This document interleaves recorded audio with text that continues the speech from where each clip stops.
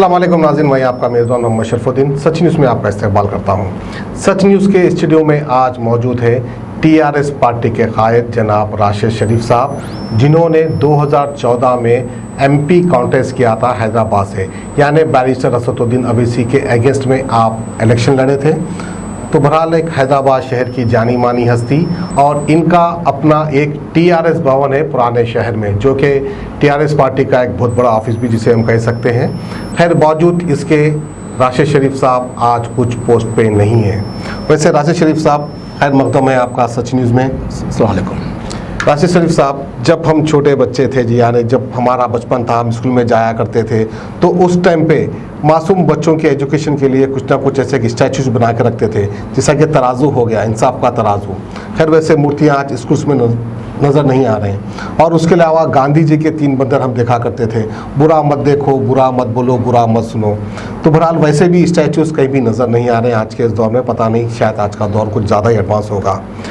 तो कहीं ना कहीं टीआरएस पार्टी के कायद, ख़ास कर पुराने शहर में, उन लोग को ना कुछ बोलने का परमिशन मिलता है, ना ही कुछ एक्टिविटी करने का परमिशन मिलता है।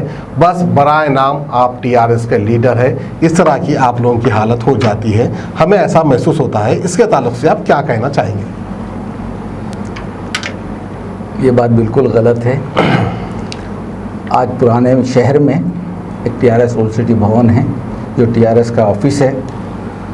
वहाँ पे तकरीबन जितने भी हमारे गवर्नमेंट के स्कीम्स है, वहाँ पे सबको आगाह कराया जाता है, और उनको ये बताया जाता है कि जितने भी, जैसा कि एक मिसाल के तौर पे शादी मुबारक स्कीम है, बड़ी बेहतरीन स्कीम है, लाखों लोगों को, ओल्ड सिटी के लाखों लोगों को इसका फ़ायदा हो रहा है। उसी तरीके से आसरा स्कीम है, जो अपाहिज है, बेवा है, और उन लोगों को, लाखों लोगों को भी है। सो यही ऑफिस की वजह से जो फ़ायदा पहुंच रहा है। तो ओल्ड सिटी में एक ऑफिस रखने की वजह ये भी थी कि वहाँ से न्यू सिटी से जो हमारा ऑफिस हो, न्यू सिटी का है, बंजारा हिल्स पे जो ऑफिस है, यहाँ की आवाम वहाँ नहीं पहुँच सकती। इस वजह से ये ऑफिस पड़ा सो है, और यहाँ पे लाखों लोगों को फ़ायदा हो रहा।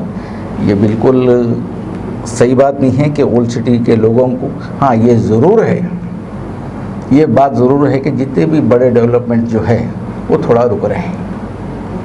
नहीं, मेरा बोलने का मतलब ये है कि हमारे पुराने शहर में AIMIM पार्टी, उनका कब्ज़ा भी कह सकते हैं, क्योंकि कई सालों से वही इलेक्शन जीते आ रहे हैं। एक पुराने शहर में रेगुलर उनकी हुकूमत है, इस तरह से भी हम कह सकते हैं। 7 MLA, 1 MP और 44 कॉरपोरेटर्स। तो बहरहाल उनके बीच में कहीं ना कहीं टीआरएस के लीडर एकदम दबे हुए नज़र आते हैं, उनकी एक्टिविटी खुल के नहीं आती है। और वैसे भी AIMIM पार्टी जो है हमेशा टीआरएस से अलायंस में रहती है। शायद उसी की वजह है जो आप लोगों को मौका नहीं मिलता बढ़ चढ़ कर कुछ करने का। ये भी बिल्कुल सही बात है, आपकी बिल्कुल सही बात है।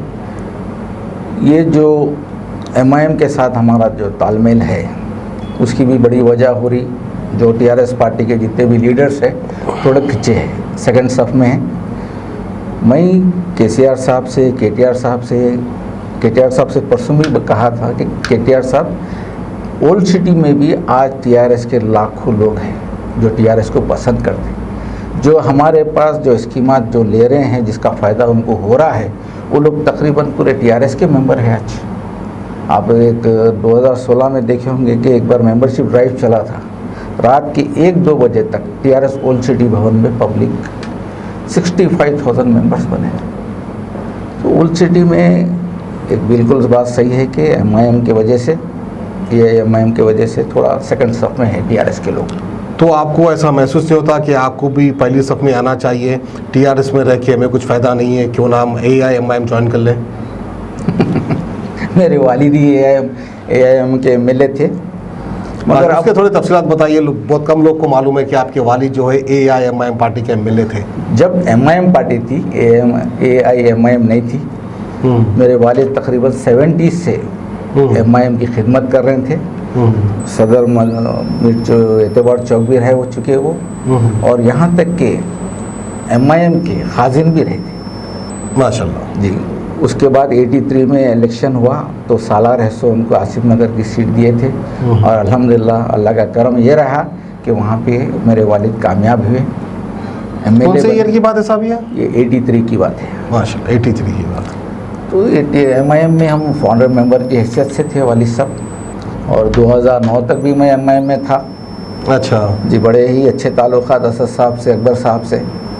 उसके बाद 2009 के बाद थोड़े बातें सामने आए, उसके बाद है सो थोड़ी अलहदगी हो गई। तो KCR साहब से उसके बाद 2009 में मिला तो उनके ख्यालात बड़े अच्छे थे माइनॉरिटीज़ के लिए, मुस्लिम्स के लिए, तो वहाँ से झुकाव TRS पे हो गया। तो बहुत अच्छी बात है। कहीं ना कहीं अब AIMIM पार्टी के भी अपने रूल्स है। अगर किसी के वालिद MLA बने हैं तो दोबारा उनके बेटे को MLA हम बनाएंगे। शायद ऐसी सोच नहीं होगी MIM पार्टी में, क्योंकि जब से मैंने होश संभाला अब तक मैंने ऐसा देखा नहीं कि किसी के बेटे को MLA के बेटे को MLA का टिकट दिए। तो शायद ये भी हो सकता है। और दूसरी वजह,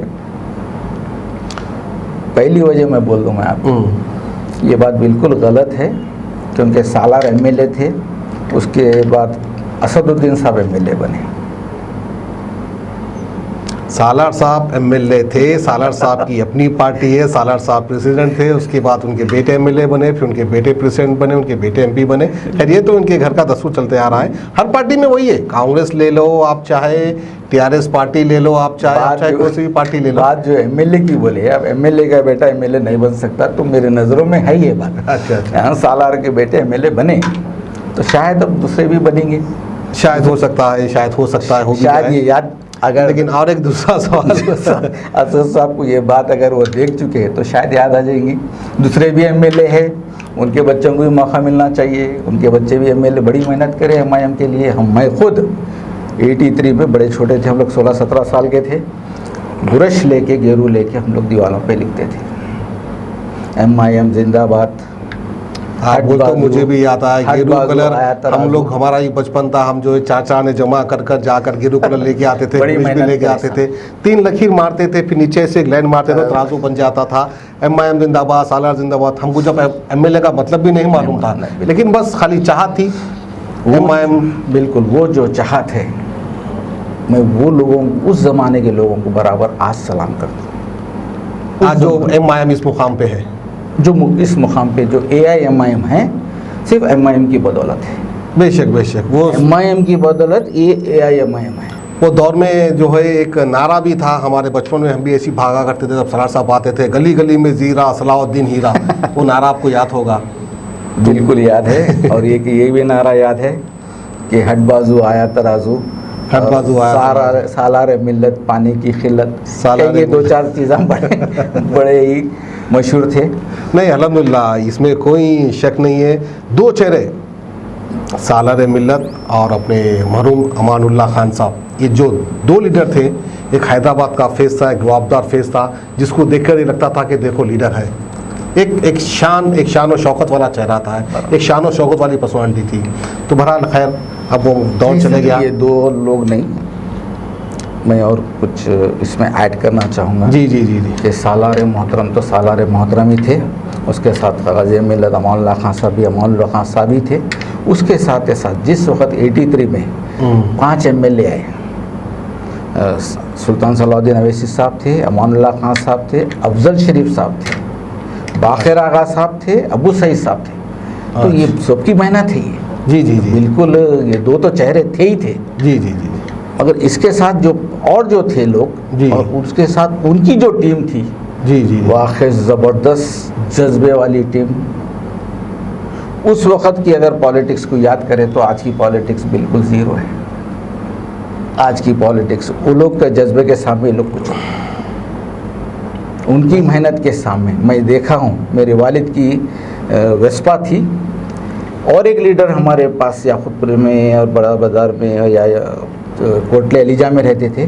तीनों में कोई एक अगर जल्दी आ गया तो वालिद साहब उसको बिठा के लेके जाते थे, उनके पास सवारी तक नहीं रहती थी। तो वो हालत में ये पार्टी को ठहराए 100 लोग हैं। कौम का जज्बा था, कौम का जज्बा। तो जज्बा आज क्यों नहीं है?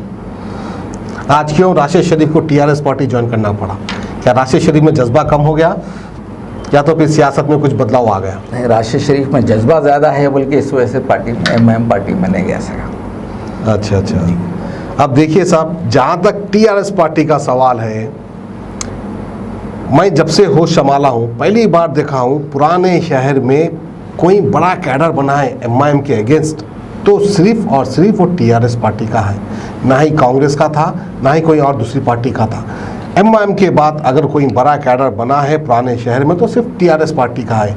उतना बड़ा कैडर बनने के बाद फिर भी टीआरएस के लीडर्स को ज़्यादा चर्चों में नहीं रखते, ज़्यादा आगे बढ़ चढ़कर उनको कुछ बोलने का मौका नहीं देते। क्या वजूहत है आपकी पार्टी में, क्यों ऐसा आपकी पार्टी आप लोग को इग्नोर करती है? ये एक बिल्कुल कड़वी सच्चाई है, मैं मानता हूँ इस बात को, बड़ी कड़वी सच्चाई है। आज ओल्ड सिटी में जो सेकंड पोजीशन है टीआरएस, चाहे वो एमएलए इलेक्शन हो या एमपी इलेक्शन हो या कॉर्पोरेटर इलेक्शन, जो लाखों लोग टीआरएस का एक बड़ा कैटर बना, ये सिर्फ हमारी मेहनत से बना। जी जी, वही तो मैं कह रहा हूँ, हमारी मेहनत से बना इतना ज़्यादा कैटर। ये एक दौर ऐसा आ गया था थोड़े साल पहले तक कि एमआईएम खौफ खाने लग गई थी। एमआईएम खौफ खाने लग गई थी कि भाई इतनी तेज़ी से ये कैटर, सिर्फ सीएम साहब के बेहतरीन स्कीमात थे, सीएम साहब की अच्छी सोच थी। जो लोग ये सोचे थे कि और बहुत कुछ हमारे साथ अच्छा होगा, और बहुत कुछ जो सीएम साहब सोचे थे, यहाँ पे थोड़ा ब्रेक होते हुए देख रहा हूँ मैं। सिर्फ एआईएमआईएम की वजह से, तो ताल्लुकात होने की वजह से तेलंगाना में तो हो रहा फ़ायदा, मगर थोड़ा ओल्ड सिटी में नुकसान देख रहा हूँ। ओल्ड सिटी में नहीं साहब, एआईएमआईएम पार्टी से अलायंस होने की वजह से, टीआरएस पार्टी जो एआईएमआईएम से अलायंस होती, जिसकी वजह से शायद आपको इस बार पिछले जीएचएमसी इलेक्शन में जो नुकसान हुए टीआरएस पार्टी को, क्या उसकी मेन वजह एआईएमआईएम पार्टी से अलायंस होने में है या नहीं है? 100% है। 100% एआईएमआईएम से अलायंस होने की वजह से ही हमारे को नुकसान हुआ। तो आप एक टीआरएस पार्टी के कायद हैं, आपके पार्टी के सीएम, आपके पार्टी के जो प्रेसिडेंट हैं उनको और उनके आपके पार्टी के मिनिस्टर्स को क्या ये ख्याल नहीं आता कि हम क्यों अलायंस हुए टीआरएस अपने एआईएमआईएम पार्टी से? क्योंकि इसका सीधा सीधा फायदा बीजेपी पार्टी को पहुंच रहा है। अभी भी पहुंच रहा, आगे भी शायद पहुंचेगा। उन्वान तो ये नज़र आ रहे हैं कि आने वाले वक्त में टीआरएस में शायद बीजेपी की गवर्नमेंट फॉर्म होगी। वैसा तो नहीं होगा, वैसा तो बिल्कुल नहीं होगा। और इसके लिए ये चीज़ पूरी टीआरएस की, चाहे वो माइनॉरिटी टीम हो चाहे मेजॉरिटी टीम हो, बड़ी मेहनत करना है हमको। RNSO देना मेरे को भी मालूम है बड़ा ख़तरा है, मेरे को भी मालूम है कि बड़ी प्लानिंग चल रही है लोगों की, और हमारे साथ यहाँ के भी शायद उनके साथ जुड़े हुए हैं जो लोग बोलते हैं अगर आज हम नहीं संभले, आज हम, क्योंकि हमको ज़रूरत नहीं है किसी की अलायंस की। मैं जहाँ तक यहाँ बैठ के ओल्ड सिटी में बैठ के टीआरएस ओल्ड सिटी भवन में बैठ के कैटर को देखता हूँ, यहाँ के कौम को देखता हूँ, यहाँ के लोगों को देखता हूँ, हिंदू मुसलमान को देखता हूँ, यहाँ पे इस वक्त हमको बिल्कुल एक बड़ा स्टेप ये लेना है कि हमको किसी की अलायंस की ज़रूरत नहीं है। हम सिंगल बेहतरीन गवर्नमेंट बना सकते, और दोबारा फिर है 2024 में हमारी गवर्नमेंट इंशाल्लाह बराबर आ सकती है। और जहाँ तक आपके सीएम केसीआर साहब का सवाल है, मुसलमानों से वादे बड़े बड़े करते हैं, 12% रिजर्वेशन कर दूंगा, ऐसी स्कीम दूंगा, ये कर दूंगा। बहरहाल कहीं ना कहीं ये महसूस होता है कि सीएम केसीआर साहब जो है फुल ऑफ फेवर मुस्लिम्स के हैं, दिखाते हैं, लेकिन वैसा होता नहीं है। फिर उसके बाद सेक्रेटरीट के शहीद मस्जिदों का मसला उठ गया, खैर वो भी बोलते हैं बनाएंगे, फाउंडेशन रखेंगे, अब तक हुआ नहीं। बोलते हैं, बोलकर शायद बदनाम हो जाते हैं, अगेंस्ट दूसरी जो अपनी स्टेट की कौम है उनके नज़र में बुरे हो जाते हैं, लेकिन अंदरूनी तौर पर मुसलमानों को तो कुछ फ़ायदा पहुंचाते नहीं, खाली वादा कर देते हैं। वादा करने का नुकसान ज़्यादा हो रहा है क्या सीएम केसीआर साहब को, क्योंकि बीजेपी को सीधा सीधा फ़ायदा पहुंच रहा है? बिल्कुल मैं मानता हूँ ये बात, बिल्कुल मानता हूँ मैं ये बात को। आज जो केसीआर साहब जो वादे करे हैं वो करने के लिए भी बिल्कुल मैं जानता हूँ केसीआर साहब बड़ा अच्छा दिल का आदमी है, अच्छी सोच रखने वाला है, हिंदू मुसलमान की फीलिंग्स नहीं है, सिर्फ और सिर्फ रोक रही है। अगर कोई रोक रहे हैं तो वो AIMIM है। जितने मुसलमानों के जो सोच रही है हमारी गवर्नमेंट या हमारे सीएम साहब जो स्कीमा सोचते हैं, ये जैसा कि आपको रेस कोर्स की बात बताऊं, रेस कोर्स के बारे में ये हमारी जमात है जो सोची भाई रेस कोर्स हटा के वहाँ पे IT हब डालें। अगर IT हब डाले तो 100 और बच्चे पढ़ते, हज़ारों बच्चे पढ़ते, 100 को काम मिल सकता। उसी चंचलगुड़ा जेल है, वहाँ पे है सो केजी से पीजी तक पढ़ाने का, फ्री पढ़ाने का प्रोग्राम है बच्चों का। हाँ, वो भी है सो कर सकते थे। आज 7 साल होने आ रहा, ना रेस कोर्स हटा, ना चंचलगुड़ा जेल हटी। क्यों नहीं हटी? वजूहत क्या है? वजूहत सिर्फ और सिर्फ क्योंकि ये लोग यहाँ चाहते नहीं। यहाँ पे मलकपेट एरिया लगता, मलकपेट एरिया AIMIM का है। अगर इन्हों चाहते तो आज है सो शानदार IT पार्क बन जाता, शानदार एजुकेशन हब बन जाता ओल्ड सिटी में। आज इन्हों चाहते तो मेट्रो ट्रेन आती थी ओल्ड सिटी में। ये सब नहीं आने की एक ही वजह है AIMIM, दूसरी कोई वजह नहीं। CM लाना चाह रहा, हमारा CM ये चीज़ें लाना चाह रहा, ओल्ड सिटी को देना चाह रहा, मगर कोई लेने को तैयार नहीं है, कोई दिलचस्पी नहीं बता रहा, तो उन्होंने भी क्या करेंगे साहब? AIMIM के सिर्फ 7 MLA है, आपकी तो पूरी हुकूमत है, आपको किसी अलायंस की जरूरत ही नहीं है। बिल्कुल। AIMIM का डर और खौफ आपके CM के दिल में क्यों? और दूसरी बात रही, आप बात करेंगे AIMIM हो रहे, परसों एक हमारे कांग्रेस अपने AIMIM के कायद ख्वाजा बिलाल साहब, वो उनसे ऐसी गुफ्तगू हो रही तो बोल रहे थे भाई हाथ में दर्द हुआ AIMIM, पैर में दर्द हुआ AIMIM, हर चीज़ को लेकर AIMIM के ऊपर ही जिम्मेदारी ठोकते हैं। इस तरह से उनका कहना था। शरफो साहब, वो भाई मैं एक प्रैक्टिकल आदमी हूँ, मेरा घराना सियासी घराना है जी। मैं बहुत अच्छी तरीके से जानता हूँ सियासत, बहुत अच्छे लोगों को पहचानता हूँ मैं सियासत में। आज मैं KCR साहब की तारीफ़ करता हूँ तो उनको देख के तारीफ़ करता हूँ, उनकी सोच, उनके साथ बैठा मैं। एक पहली मीटिंग हमारी 3 घंटे की मीटिंग थी।